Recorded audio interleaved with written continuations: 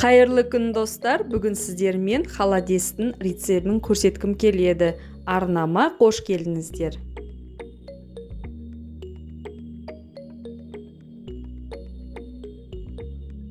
Мен алдымен үлкен ыдысқа сиырдың сирағын, одан кейін ет қостым.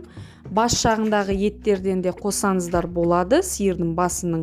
Осындай ыдысқа құйып, салып алып, бір рет суын төгіп тастап, қайтадан су құйып, қайнатып аламыз. Осылай қайнап бастағаннан кейін көбіктерін алып отыру керек. Көбігін алып болғаннан кейін ары қарай қайнатып аламыз. Холодесімізге сарымсақты ашып дайындап қоямыз. Міне сүйектеріміз бен етіміз осындай күйде пісу керек, езіліп. Сорпасын газда мен қалтырдым. Су құймаймыз. Осы күйінде ертартқыштан барлық етімізді тартып аламыз. Сіңірмен міне осылай асықпай тартып аласыздар. Сүйектен етті ажыратқаннан кейін ұсақ сүйектерді байқайсыздар. Себебі ертартқышымызды құртып жіберуі мүмкін. Сондықтан да абайлаңыздар. Осылай тартып алғаннан кейін артынан сарымсақты тартып аламыз.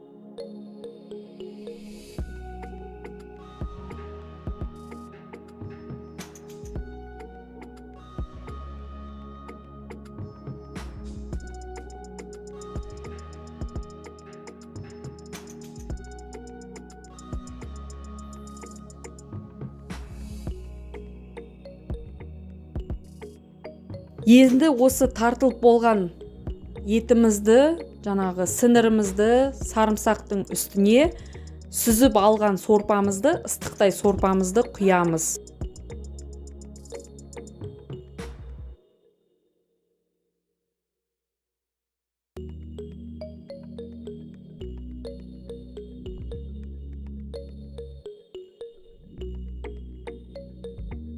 Енді шөміштің көмегімен сорпалы, қоспалы холодесімізді араластырамыз. Татымына қарай қара бұрыш қостым. Ең басында етімізді қайнатқан кезде, сол кезде 2 ас қасық тұз қостым сорпаға. Сондықтан да мен тұз қоспаймын. Татымына қарай қара бұрыш қана қосамын. Және ең соңында холодесімізді құйып болғаннан кейін лавр жапырағын үстіне сеуіп шығамын. Ерекше дәм береді.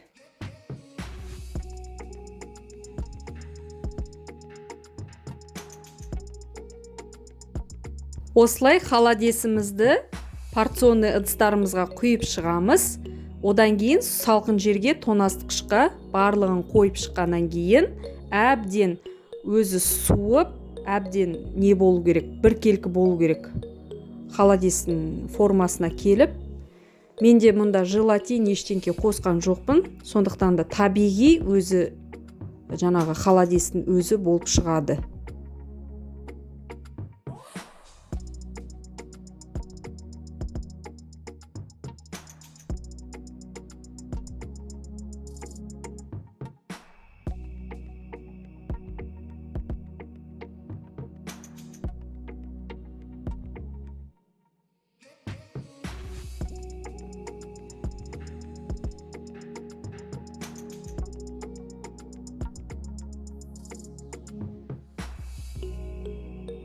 Менде бүкіл холодес осындай 3 үлкен ыдыспен болды.